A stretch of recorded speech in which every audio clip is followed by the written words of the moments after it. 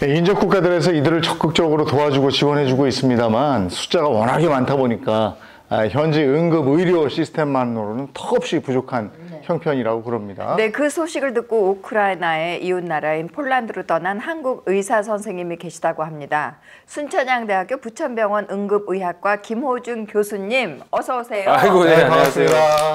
또 이런 일로 또 오게 됐습니다. 네. 아니, 살이 좀 빠지신 것 같아요. 얼굴도 까매지셨어요. 그러니까요. 뭐 되게 티낸 것 같은 느낌이어서. 티 나요. 아, 그래요? 네. 오늘 아주 특별한 얘기를 들려주러 나오셨다면서요? 굉장히 저한테도 좀 오랜만에 여러 자극이 되는 어떤 시간이었던 것 같고 또 생각보다는 굉장히 긴 장거리 그렇죠. 멀리 떨어져 있는 가는 나라잖아요. 곳이, 예. 사실 뭐 이제 우리나라도 도와줄 곳이 많고 네. 그런데 이제 또 이게 인연이 돼서 가서 또 봤던 모습들이 또 네. 드릴 수 있는 이야기들이 또 굉장히 많을 것 같습니다. 그러니까 정확히 다녀오신 곳이 어디예요? 폴란드죠. 그러니까 우크라이나를 가고 싶었죠. 네. 그러면 이제 저는 그렇게 들었거든요. 아마 이제 그러면 이제 그 뉴스 탑에 올라와 보고 네. 의사 하나 또 이렇게 됐다 뭐 이렇게 네. 나올 텐데 그거는 이제 말이 안 되는 이야기고 폴란드가 실제로 바로 인접국이면서 러시아 그다음 우크라이나 폴란드 이렇게 순서대로 있잖아요. 그래서 많은 피난민들이 그쪽으로 올 그래서 만하고. 가장 많이 지금 오고 있는 곳이 폴란드로 되어 있어서 그쪽을 다녀왔습니다. 그곳 현장 분위기는 어떻습니까? 일단은 그 뭐 많은 그 매체에서 지금 그 방송을 지금 많이 하고 있잖아요. 네. 그리고 이제 FCMCL이라고 그 국경 지역은 실제로 뭐 특파원들이 가서 이제 많은 그 저기 그 언론들이 노출을 좀 시키고 있기 때문에 네. 그런데 현장에 가서 보면 야 여긴 뭐 그냥 잘 갖춰져 있네. 사실 저는 갔을 때 그런 느낌이었어요. 그러니까 네. 뭐 물품도 굉장히 많고 또 미디어도 뭐 전 세계에서 어마어마한 다 와 미디어들이 있죠. 와 있고 네. 그리고 자원봉사 하시는 분들 또 뭐 거기에 또 그 이래저래 뭐 도움을 주시는 분들까지 너무나 빡빡하게 잘 돼 있는 그런 곳이었다. 그러니까 뭐 우리가 생각해서 국경 가면 막 굉장히 막 위험할 것 같고 저쪽에서는 무슨 막 연기가 막 피어오를 것 같은 느낌이지만 실제로는 그런 것보다는 굉장히 잘 갖춰져 있고 준비되어 있는 그런 곳이었던 것 같아요. 네. 현지에서는 의료 활동을 하고 싶어도 할 수 없는 상황이었다고. 그렇죠. 이제 사실은 저희가 준비를 할 때는 혹시라도 이게 약간 좀 그 조정을 할 수 있는 여지가 있었거든요. 출발 전에. 그러니까 아마 폴란드, 우크라이나하고 러시아가 잘 이야기가 돼서 혹시 국경이 조금 이제 풀리고 전쟁이 멈춰지지 않을까 이런 생각을 해서 들어가면 전쟁터 같은 경우는 저희가 실제로 이제 그 의료를 할 수 있는 부분이 있을 것 같은데 그게 그런 상황이 또 안 됐고. 아, 준비는 해가지고 가셨는데. 네네. 저희가 뭐 청진기부터 시작해서 모든 물건들 들고 갔는데 지금 여기 물품 안 가져온 됐습니다. 사진인가 봐요. 저희가 팀들이 갖고 뭐 저기 그 현지에 계신 분들하고 저희가 또 이렇게 조인이 돼가지고 저희가 가져갔던 거에 아주 일부만 앞에 놓고 저희가 이제 그래도 기념 사진을 좀 찍어야 된다 해서 한번 촬영을 했던 그런 곳입니다. 여기가 아마 그 국경에서는 사람들 받아들이기만 하고 그분들을 폴란드의 수도 쪽으로 다 뺐죠. 그래서 이제 수도에 가보면 이 무슨 그 큰 컨벤션이 있더라고요. 우리나라의 저기 코엑스 같은 바르샤바에? 네, 바르샤바에 바르샤바의 컨벤션 중에 한 곳에서 저희가 촬영한 그 사진. 몇 번이나 같이 가셨어요? 저희가 이제 간 인원은 그 5명 정도 갔고요. 예, 토탈 이쪽에서 한국에 출발한 사람은 2명. 근데 현지에서 이제 오신 분들이 이렇게. 지금 이게 전쟁하고 코로나하고 겹친 상황이잖아요. 근데 저기 마스크 안 썼더라고요. 그렇죠. 저희가 간 날 그 전날 폴란드가 전면 마스크를 해제했어요? 해제한 그런 날이어가지고 저도 좀 깜짝 놀랐습니다. 저희만 마스크 쓰고 다니고 있고 많은 사람들 안 쓰는. 오히려 이제 그 모습이 어떤 뭐 난민들 입장에서는 조금 더 편안한 시간이었을 수 있고 왜냐하면 안 그랬으면 뭐 이 마스크도 없는데 쓰고 관리하고 해야 되는 상황이었을 텐데. 근데 또 이제 한편으로 보면 또 쉽게 또 감염에 노출될 수 있는 또 위험도 또 있었던 그런 장소였던 것 같아요. 그러니까 거기 가신 곳이 이제 난민촌인 거죠? 난민촌에 처음엔 사실 저희가 그 국경 쪽에서 활동을 하려고 갔다가 실제로 국경의 상황은 실제로 그냥 다 퍼뜨리는 곳. 그러니까 거기에 놔두고 거기에서 사람들을 이렇게 모아놓고 무슨 관리하는 곳이 아니고 그냥 오면 어디를 가고 싶느냐 해가지고 갈 곳은 정해진 분들은 보내고 그렇지 않은 분들은 바르샤바로 다 보내는 곳. 그래서 바르샤바 내에 있는 저 그 수용 공간에 저희가 아예 이쪽으로 가서 그러면 활동을 하자. 그래서 저기에 가서 활동을 하고 또 그 바르샤바 그 서울 우리 같은 중앙역, 네. 중앙역사에서 이제 밥을 또 이게 나눠주고 해주는 공간이 있어서 그쪽에서 저희가 활동을 했습니다. 거기 뭐 환자를 위해서 한국에서 어떤 약을 공수해 가지고 갔다고 들었는데요. 먼저 가신 분들 저기 이제 우리 사진에 나오는데 네. 그 이분 율리아라는 분인데 실제로 어떤 그 갑상선 수술을 받으셨더라고요. 네. 우크라이나에서. 근데 네. 갑상선을 떼고 나면 갑상선 호르몬이 분비가 안 되기 때문에 계속해서 약을 먹어줘야 돼요. 그렇지 않으면 굉장히 호르몬의 문제 때문에 잘못하면 큰일 날 수가 있거든요. 근데 이분이 계속 울고 계시고 그런 거를 지나가다가 발견하셔가지고 그 약을 좀 급히 좀 갖다 달라 그래서 제가 조금 며칠 뒤에 들어가게 됐던 거여서 다행히 그래도 그 약을 또 요청을 좀 제약회사 드렸더니 마침 또 약이 또 이렇게 있어서 네. 그 약을 좀 가지고 갔었죠. 예. 굉장히 또 뭐 그분들 입장에서는 아주 큰 자기한테는 생명과 관련된 그런 그럼요. 약이기 때문에 네. 아주 중요한 순간이었습니다. 실제로는 저희가 가서 의료적인 행위를 할 수가 없는 부분들이 많아서 사실은 가서 보면 아이들이 가장 네, 그 눈에 그렇죠. 들어오더라고요. 사실은 저 모습을 보면은 제일 그 가슴 아픈 게 예전에 그 세월호 때 기억이 떠올라요. 그러니까 제가 세월호 때 그 응급학교 홍보이사를 하면서 저희가 팽목항을 제가 간 적이 있는데 네. 근데 거기 이제 그 체육관에 누워 계셨던 가족들이 이렇게 집단으로 누웠던 모습하고 지금 이 모습이 굉장히 흡사합니다. 근데 외모는 다른데 이상하게 그 모습 자체가 너무 흡사하고 큰 무슨 그 강당이 그냥 침대 같이 그냥 거기에만 네. 깔려가지고 있는 모습들이 근데 이제 그 저 아이들은 천진난만하게 웃고 있어요. 네. 그러면 저 아이들은 그래도 저희가 조금 보살펴 줘야겠다는 생각이 들어서 저 아이들한테 뭐 뭘 해줄 수 있을까? 우리가 의료는 해주기 위해서 뭐 해열제나 이런 것들 굉장히 잔뜩 들고 갔는데 햄버거 주셨나요? 네, 그래서 햄버거라도 그래서 뭐 요구 이야기를 이렇게 사진 찍어서 보냈더니 또 한국에 계셨던 많은 또 그 기부하시는 분들이 아유 저희가 그냥 뭐 빨리 바로 그냥 제가 기부할 테니까 요거라도 빨리 좀 해달라. 그래서 폴란드에 있는 바르샤바의 햄버거 가게를 갔다가 요거를 다량 주문하는 바람에 거기도 아예 그냥 스탑을 시켜놓고 요것만 그리고 실제로 거기에 계신 분들도 자기들도 동참하는 느낌이 드니까 네. 굉장히 열심히 또 도와주는 네. 그런 기억이 있습니다. 근데 저기 피난민촌에 보면 남자 어른들은 안 보이잖아요. 네, 근데 남자 어른들은 국경을 넘을 때 거기 전투를 치러야 되니까 거기서 차출이 되고 그 엄마하고 아이들만 폴란드로 넘어갈 수 있었대요. 네. 정말 그 모습이 굉장히 아주 뚜렷하게 저희가 좀 보게 되는 네, 모습 같아요. 네. 그러니까 남자분들이 계신 분들은 간혹 이제 뭐냐면 몸이 좀 불편하신 네, 분이나 아니면 저 장애를 갖고 있는 분들은 많고 그렇지 않은 분들은 전부 여자분들하고 아이들만 네. 있기 때문에 사실 아이들을 케어를 해주면 부모가 좀 더 쉴 수 있고 이런 것들 때문에 네. 저희가 같이 뭐 거기서 만났던 또 헝가리에서 왔던 그 우리 의대생이 한 명 있었는데 그 네. 친구도 정말 안 되는 언어 쓰면서 애들하고 정말 열심히 네. 놀아줬던 그런 모습이 있습니다. 보통 얼마만큼의 그 환자들이 모여 있었나요? 사실은 난민들 숫자는 꽉 찼다고 보시면 돼요. 그러니까 코엑스 전체 도움을 한 3개 정도를 썼다고 보시면 되는데 거기 아주 꽉 차 있고 또 수시로 어떤 대형 버스가 그 국경에서부터 데려와서 접수하는 장면을 오전 내내 볼 수가 있고 오후에는 또 다른 곳으로 가는 사람들을 또 볼 수가 있고 그래서 또 날씨가 또 굉장히 저희 때는 약간 봄이 좀 와가지고 우리나라는 좀 따뜻한 날씨가 있었는데 여기는 눈이 오는 날씨여서 굉장히 좀 춥기도 하고 해서 감기나 이런 것들에 또 그 노출되신 분들이 굉장히 많았습니다.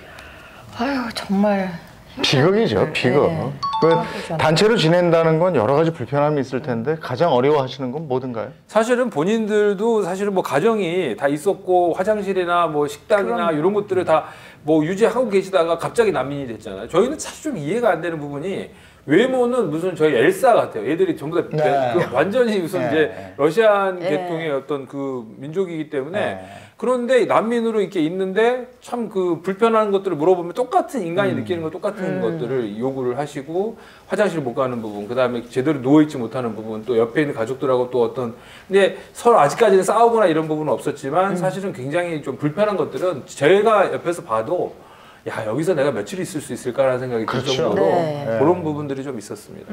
세계 각국에서 다른 나라에서도 의료 봉사단들이 도착하고 이랬어요. 굉장히 많이 오셨는데 제가 보기에는 대부분 다 약간 국경 쪽에 집중이 되는 쪽으로 있는 것 같고 네, 저희처럼 의료진은. 사실은 이렇게 그 태극기 달고 이렇게 왔다 갔다 하시는 분은 저희는 사실 저희밖에 못 봤던 것 같고요. 실제로 언론들이 무슨 대만이나 이런 분들이 저희를 보고 되게 좀 신기해해서 인터뷰를 좀 하자고 이렇게 하신 분들이 좀 네. 간혹 있었습니다. 그래서 실제로 저희가 가서 이렇게 그 태극기를 달고 이렇게 왔다 갔다 하면서 했던 그 국기를 달고 왔다 갔다 했던 곳은 저희하고 주로 또 영국 이 근처에 있는 그 자기 근처에 있는 EU 국가에서 좀 많이 와 계시는 것들을 볼 수 있는데 뭐 이런 여러 나라에서도 이렇게 와서 도움을 주는 모습들을 네. 좀 종종 발견할 수 있었어요. 여러 가지 도움을 주고 오셨는데 그쪽 난민들이 가장 기뻐했던 도움은 어떤 거였어요? 사실은 저기가 그 뭐 아이들하고 놀아주는 장면들이 저는 조금 좀 도움이 됐을 거라고 생각을 하는데 사실 저도 좀 뿌듯했던 건 뭐냐면 그 중에 조금 너무 가족이 아빠도 있고 아들도 있더라고요. 그러니까 남자가 두 명이나 있는데 애는 넷이에요 또. 요 가정이 있었는데 요 가정을 어떻게 그 현지에서 계셨던 분들이 좀 도와줄 수 있는 방법이 없겠냐. 그래서 그러면 이 가족이 어떤 지금 상황이냐 그랬더니 미국 비자를 지금 신청해가지고 기다리는 상황이라고 이야기하더라고요. 그래서 요분들을 그러면 조금 그 기거할 수 있는 다른 장소를 좀 한번 찾아주면 어떻겠냐 했더니 요 가족이에요? 예, 요 가족이고 사실은 평수로 따지면 한 5평밖에 안 되는 곳이고 2층 침대가 3개가 있고 네. 그 공동 그 식당을 사용하고 대신 화장실이 따로 있어요, 이 방에.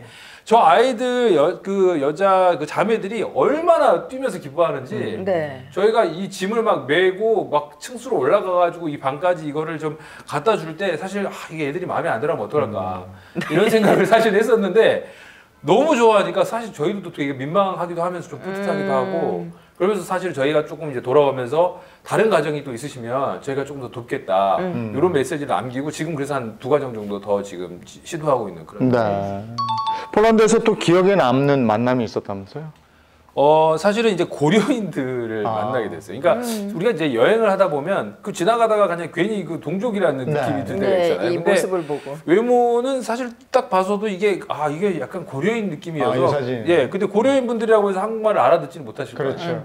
나이 연세가 많으시면 모르겠지만 지금 보니까 대부분 뭐 그 시장쯤 되신 분도 한국 분이 계시던데, 그러니까 고려인 분이 근데 4세시더라고요. 그러면 한국말을 잘 못하실 거 아니에요. 그 지나가다 그냥 혹시 한국말 하세요라고 물어봤다가 대답을 하시는 거예요. 네. 그리고는 한 분은 대답을 하시고 나머지 분은 잘 모르시는 상황인데 이제 먼저 이제 거기 계셨던 분들이 좀 이제 접촉을 먼저 하셨던 거고, 근데 이분들이 그럼 필요한 게 뭐냐고 빨리 이야기하고 주셨더니 밥하고 김치를. 그래요?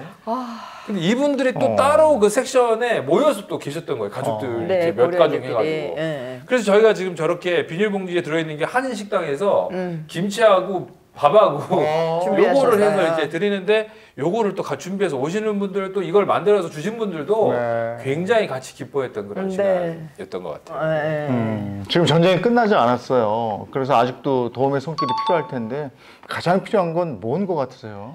지금 저희가 나올 때 거기 현지에 계신 분들한테서 이런 우리나라의 그 대기업들이 지금 네. 폴란드에 많이 들어가 있거든요. 근데 그분들이 그런 말씀을 하시더라고요. 그러니까 지금 그 폴란드 국가 정부 내에 우크라이나 재건 부서가 생겼다.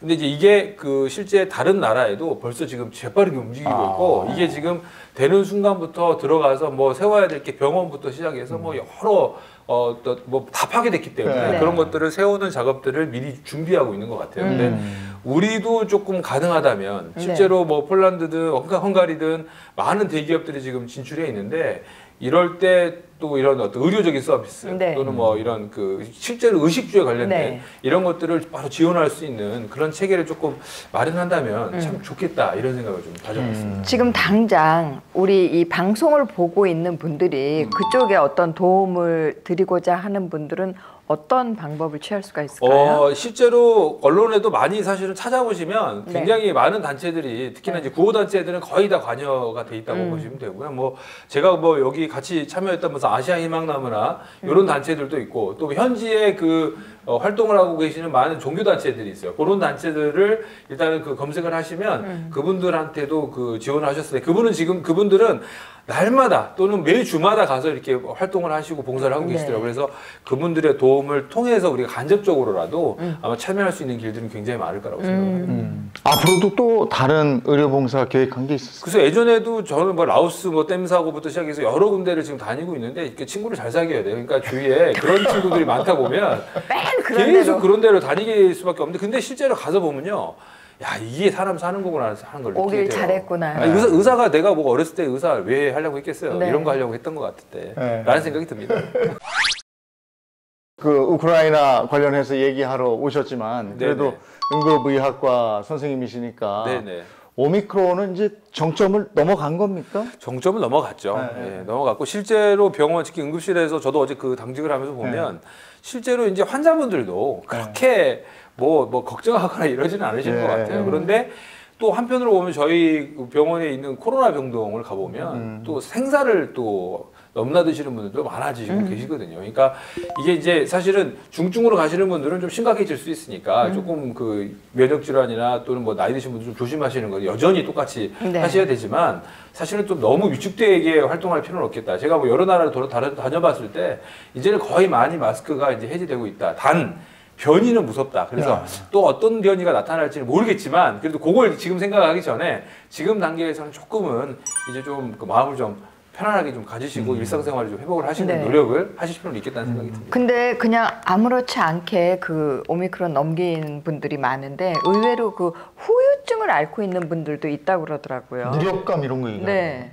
우울하기도 하고. 응급실에도 저는 이제 언론에서보다도 훨씬 더 많은 환자를 보게 됐고 뭐 심낭염으로 해서 뭐 저희 총파를 들이대면 뭐 심장 주위에 이렇게 물이 고여 있는 사람들을 굉장히 많이 보게 돼요. 염증 때문에. 이제 그런 분들은 이제 대부분 치료하면 좋아지시기 때문에 뭐 그냥 언론이나 이런 거에 노출되지 않고 그냥 넘어가셨던 분들이 있는데 실제로 이 바이러스 특히나 이 오미크론이나 이런 그 코로나 바이러스는 굉장히 독한 바이러스입니다. 네. 그래서 그런 바이러스에 걸리셨을 때 대부분은 무증상도 많고 그런데 증상이 있는 분들은 기침도 평상시 감기하고는 굉장히 다르게 오랫동안 하시거나 그리고 이 안에서부터 이렇게 그렇죠. 나오는 그다음에 뭐 힘이 빠지고 그다음에 머리가 계속 아프신 분도 너무 있고 아프다고. 네네 이런 분들이 많으신데 그거는 이 바이러스 특징이기 때문에 증상 치료를 좀 잘 하시고 대신 이런 증상이 있을 때는 조금은 좀 쉬시는 거를 좀 권장을 드립니다. 이걸 또 이거 있다고 해서 또 무리하게 또 활동을 하시면서 증상이 있는 거를 또 키우시고 이런 것들은 좀 바람직하지 않을 것 같다 이런 생각이 듭니다. 숨 차고 막 이러면 폐 검사 같은 거 해봐야 돼요. 그럼요. 폐 검사를 반드시 하셔야 되고 이게 우리가 항상 상처가 나면 흉터가 남거든요. 네.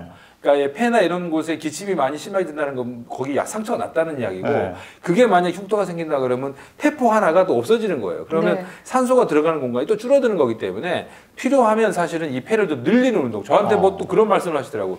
기침 많이 하고 폐가 손상되면 어떡하냐 그래서 차라리 필이나 이런 걸 부시라고. 그렇게 최대한 많이 폐를 활용하시려고. 풍선 불어야 되겠네요. 그렇죠. 풍선도 부시고. 그래서 많이 넓히시려고 노력하시는 것도 도움이 될 수 있습니다. 그렇군요. 알겠습니다. 오늘 뭐 지금 러시아 우크라이나 전쟁 때문에 폴란드를 다녀오셔서 그 얘기 좀 듣고 싶어서 오늘 모셨는데 오미크론 관련 얘기까지 들어봤습니다. 순천대학교 부천병원 응급의학과 김호중 교수님과 함께했습니다. 고맙습니다. 감사합니다. 네, 감사합니다.